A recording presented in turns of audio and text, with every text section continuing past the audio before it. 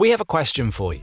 What if Ukraine has already won the war against Russia and Putin just hasn't gotten the memo yet? It may seem like a crazy question to ask as Russia's president continues to send soldiers to their deaths in Ukraine. But it's not as crazy a question as it seems. The reality is that the tide is shifting on the battlefield, and that has presented Ukraine with the biggest opportunity to end the war yet. Putin now only has two options left, and both end in him losing. We'll reveal what those options are soon. First, Russia is facing some serious problems on the ground as it tries to push forward with a spring offensive that is supposed to deliver the Donbass to Putin. Spring is well underway, and that's supposed to mean good things for Russia. The ground dries up when the sun comes out, spring foliage offers cover, and all of the elements that make it difficult for a military advance during the winter clear away. Putin's plan, as it has been over the last few years, was to push a spring offensive that would bleed into the summer and fall, all with the goal of collapsing Ukraine's Donbass defenses forever. And if Russia could push deeper into the Kherson and Zaporizhia oblasts, perhaps even reaching Zaporizhia city in the process, then all the better. Putin's problems began with his inability to adapt. The same grinding offensive that we've seen for over 4 years is all that Putin has up his sleeve. The spring offensive has suffered for that inflexibility. We started getting hints that this spring wouldn't go Russia's way very early on. The first week or so of Russia's renewed push brought with it 10,000 casualties, the national interest reports. That's including a record-breaking day on March 17th that saw Russia lose 1,710 of its soldiers, a high point for 2026 so far. A couple of months after that stumbling start, we can officially say that the spring offensive is a flop of epic proportions that is pushing Putin ever closer to making one of the two choices that both result in Russia losing the war that he started. The fall of the Donbass is no closer now than it was at the beginning of the spring.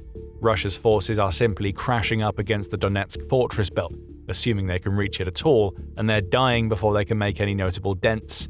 The sad spectacle of Russia's May 9th Victory Day parade drove home the point as a glum-looking Putin watched a whole lot of nothingness unfold before him in Moscow.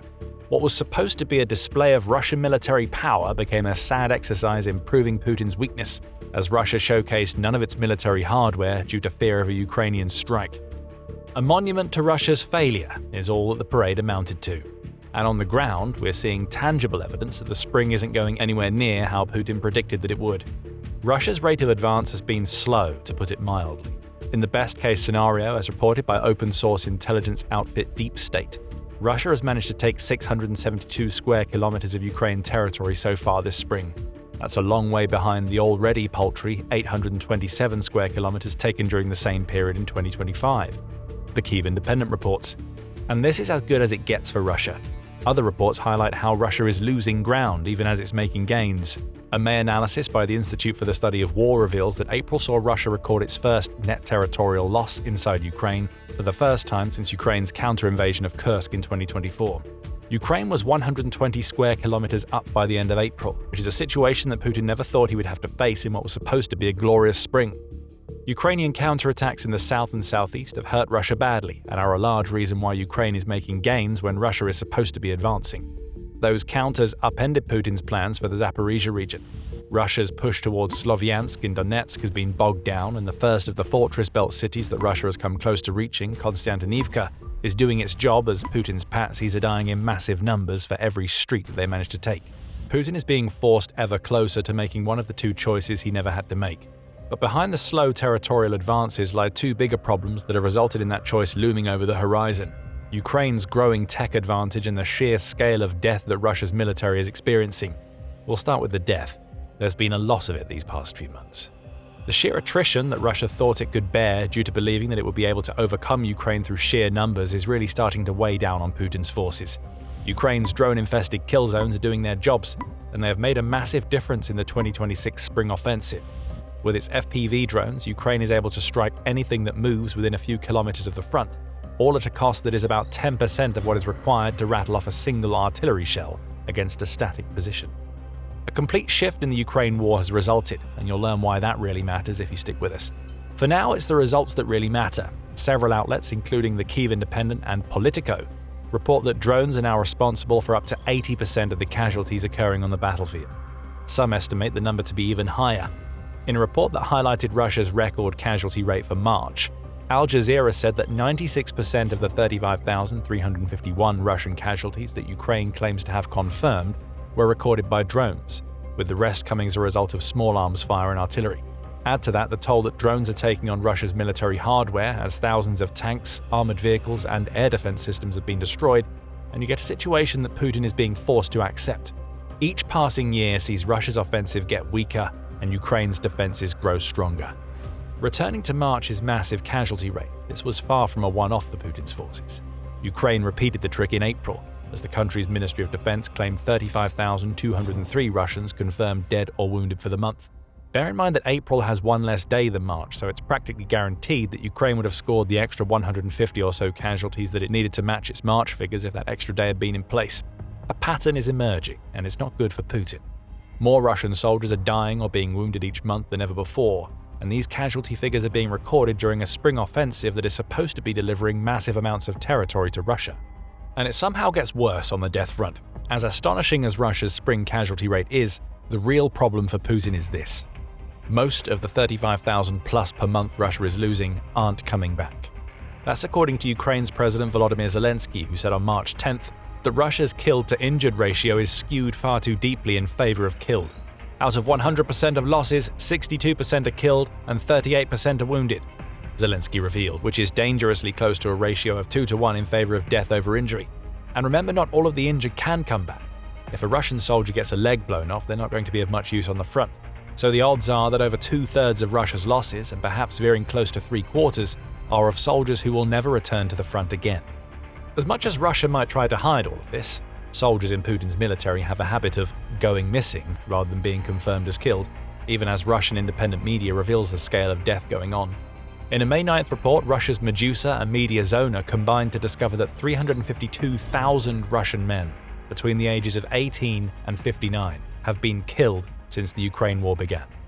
Those deaths have been confirmed through checks of Russia's probate registry, along with examinations of verified death databases compiled by organizations like BBC Russia. The real number of dead is likely much higher than that. And it gets even worse.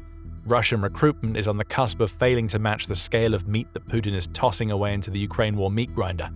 On May 4th, United 24 media reported that April marked the 5th consecutive month that Russia has failed to recruit enough army volunteers to make up for the losses that it's experienced in Ukraine.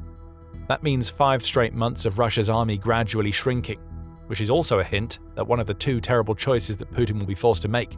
Militarny also looked at Russian recruitment in mid-April, and the results it found weren't any more encouraging for Putin.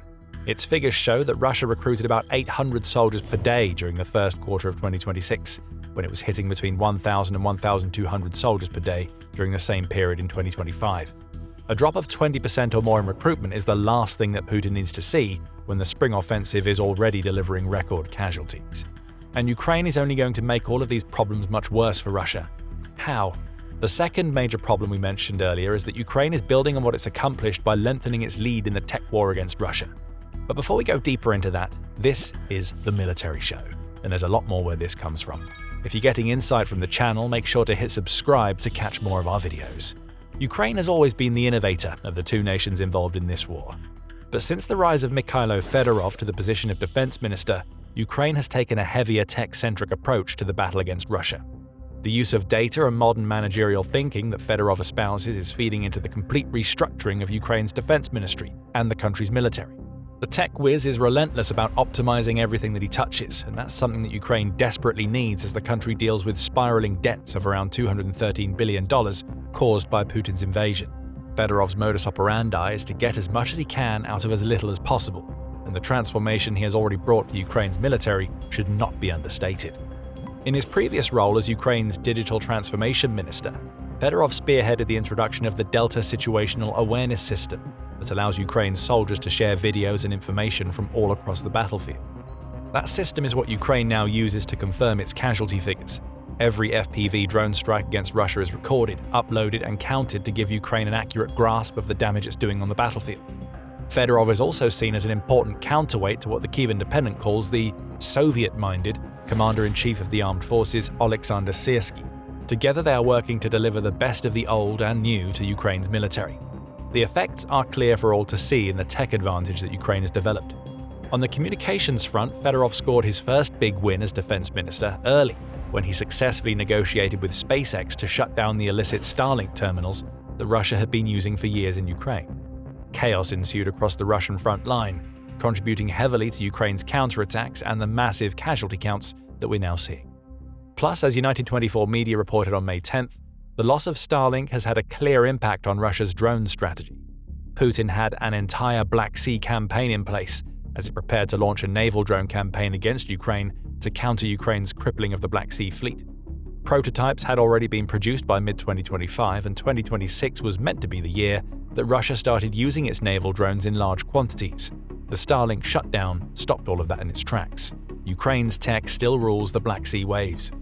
An increasing focus on tech has also aided Ukraine immensely on the defensive front. The introduction of cheap interceptor drones to Ukraine's layered air defenses is reducing the effectiveness of Russia's Shahid-type drones. Ground robotic systems are being introduced all across the front lines. According to the Center for European Policy Analysis, those robots could reduce Ukraine's frontline infantry requirements by 30% by the end of 2026 alone, and maybe as much as 80% in the future. Those robots are increasingly vital to Ukraine's logistics, and some are even being loaded up with machine guns to serve as offensive weapons. Then there's AI. Ukraine is pushing so far ahead of Russia in that department that it's not even funny. Entire hordes of autonomous drones are now being unleashed on the battlefield, each with the ability to identify, track, and destroy targets with minimal human intervention. Ukraine has also partnered with the UK, which is funding an AI Center of Excellence to encourage further development of cutting-edge drones that can cripple Russia. As the kill zones deepen and the tech gets better, Ukraine is developing momentum across the battlefield. And it's that momentum, combined with Russia's inability to counter, that leads us back to the two choices that Putin now has open to him, both of which mean that Russia loses the war. Choice number 1. Mobilize. The one advantage that Russia still holds over Ukraine is that it has far more manpower. Russia's population is about 4 times the size of Ukraine's, but the reason why that it hasn't been as much of a factor as it could have been is that Putin has been reluctant to mobilize most of the war. Remember, this is a man who still calls the war a special military operation, 4 years and over 1.3 million casualties later. Mobilization for so long hasn't been an option because Putin knows that mobilizing means he breaks the social contract that has been at the heart of his rule. Putin has spent a quarter of a century positioning himself as the strong man who can deliver the stability that Russia needs. Mobilizing the country and placing it on a full war footing grinds that contract into dust. It amounts to Putin telling the Russian people that he was wrong and that Russia can't overwhelm Ukraine with the already enormous number of resources that it's committed. More is needed, and that's where the loss comes into play. As the Institute for the Study of War, or ISW, points out, Putin lives in fear of the societal backlash that full mobilization would deliver to his regime. That backlash could be worse than the one faced by the former Soviet Union in the aftermath of its failed invasion of Afghanistan, the ISW says. That decade-long conflict cost Russia about 15,000 casualties. Putin's campaign is hitting those numbers in less than half a month in Ukraine, which is a big reason why mobilization is increasingly needed. Putin is doing everything that he can to avoid mobilization, which will bring him in line with the Tsars of old who pushed hundreds of thousands of Russians to their deaths in wars. Never mind the fact that Putin has already done that. It's all about the narrative with Russia's leader, and mobilization would amount to Putin admitting that the special military operation has become the war that he has long promised his people it would never become. Revolution may not come in the immediate aftermath of Russian mobilization, but Putin would lose because he's shattered the crumbling foundation of his power base. If Russia mobilizes to deal with Ukraine, Putin could end up setting the stage for his own demise as the people and Russia's elite start eyeing up ways to bring an end to his reign. Then there's the second option: wind down the entire war by way of a peace agreement. Putin has been dropping hints that he's looking to do just that in the aftermath of Russia's embarrassing Victory Day celebrations. Putin made the enigmatic claim that he believes that the matter is coming to an end when referring to the Ukraine war. He also discussed his openness to peace talks, and though he tinged all of this with the usual Russian nonsense about Ukraine not cooperating and the West being out to get Russia, the very fact that he openly spoke about peace and an end to the conflict on the day that is supposed to mark Russia's military might speaks volumes. Putin is looking for a way out. And of the two options, this is the one that Ukraine will prefer. Where mobilization means that Putin loses but Russia can send even more hundreds of thousands of men into Ukraine, peace means that Ukraine avoids more damage, and Putin instead breaks his promise to take Ukraine, rather than the social contract he holds with the Russian people. Putin's problem here is that Ukraine isn't going to accept peace on the terms Putin wants. The Donbass isn't going to be ceded to Russia. Instead, Ukraine will demand that Russia end its calls to take Ukraine's territory, and it will want to maintain the military it's built, which has become one of the most efficient fighting forces in the world. One of the reasons Putin gave for invading Ukraine is that he wanted to stop the country from becoming more powerful. Taking the second option means that he not only fails in that goal, but also has to face up to the fact that he's created a version of Ukraine that is stronger than even he could have imagined. There are some, perhaps including Putin himself, who believe that it's impossible for Russia to accept peace on any terms that don't deliver at least a portion of Ukraine to Russia. If no territory is stolen after 4 years of fighting, Putin is the man responsible for the slaughter of an entire generation of Russian men for no reason. But here's where Putin finds himself in a win-less situation. To keep his invasion going, he needs to mobilize, especially as Ukraine's kill count grows and Russian recruitment stumbles. That's a loss for Putin. If mobilization isn't an option, then it has to be peace and not on Putin's terms. Anything else means throwing an increasingly weakened force against Ukrainian defenses that are killing more Russians than ever and are technologically superior to the Russian military. Those are the two choices that sit in front of Putin. He doesn't have long to make his decision. What we haven't covered in this video is the complete economic turmoil that Putin's invasion has created in Russia and the pressure that it's putting on him. But don't worry, we have a video that explains all of it. Check that video out if you want to learn more about the ticking time bomb that is the Russian economy and why it's making Putin panic. And if you enjoyed this video, remember to subscribe to The Military Show to see more of our examinations into the hidden underbelly of Putin's rule and his many failures in Ukraine. And thank you for watching.